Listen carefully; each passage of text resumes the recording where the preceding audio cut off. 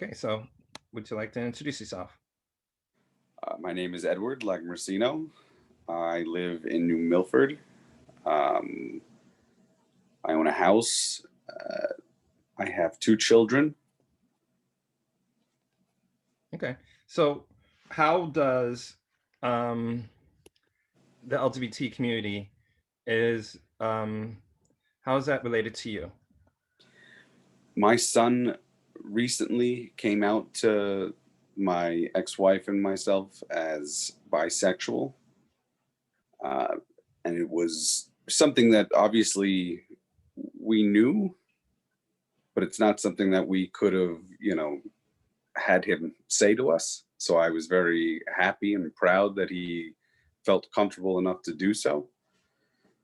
Uh, I mean, he's had a tough go at it before coming out, so I'm glad that he has because I've seen a huge change in him since then. Hmm. Can I ask you, and you don't have to tell me anything. This is, whatever you feel comfortable. Um, what age?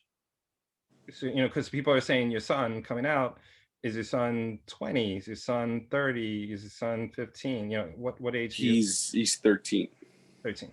Okay. but he came out to us when he was, I think he was 11. Okay. And what was that experience like for you? What were your fears? What was your concerns? My Or fears growing up in the 90s, my fears obviously was social acceptance and what were the kids in school going to say or how are they going to treat him or what was going to happen. And he recently told us that he was going to come out to his best friends, his close group of friends. And I was terrified because I didn't know what was going to happen. And I really didn't want these kids to, I don't know, reject him. And none of them did. They were all super supportive and they they're still great friends. And he was so excited. He was happy. It was great. But I mean, I feel before all of this, he was going through a lot. And I always kind of figured that it was because of this that he was having these issues, but he wasn't able to express it because I don't think he realized what was going on. When he was at his old school in elementary school, he was bullied a lot. He was picked on. They would say that he was a girl, and they would, call him names. And he had a really tough time. I mean, he threatened suicide on more than one occasion to the point where the school brought us in. They forced us to put him in therapy so that he can talk about his issues. And this is before he even came out because I don't think he realized what was going on inside. And he was just lashing out emotionally, and that's how it came out. And the school didn't really do anything to help. They just said, well, he needs therapy. yeah, So, well, there's obviously an issue that's going on, but I don't think it's just him. I think it also is the kids that are picking on him that may be the problem. yeah, And having a bisexual or LGBTQ child from a young age, that he was bisexual, homosexual, whatever it is. But it's not like I could be like, this is what you are.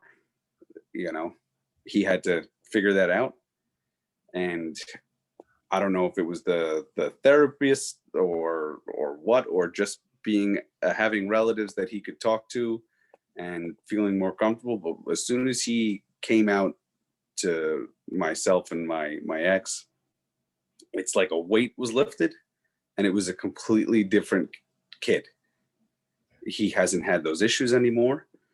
I mean, he's still being bullied in school, but I mean, those issues have kind of gone away.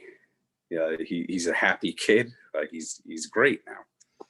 So is it fair to say the support of his friends has made all the difference? Yes, his friends and his family made all the difference. So how do you think an LGBT center, the lack of one, and how do you think if one existed, impact your life and the life of your son? I think it would be a great benefit because honestly, I mean, all of this happened with him when he was, talking about suicide and everything when he was very young. He was in elementary school, like a couple of years ago.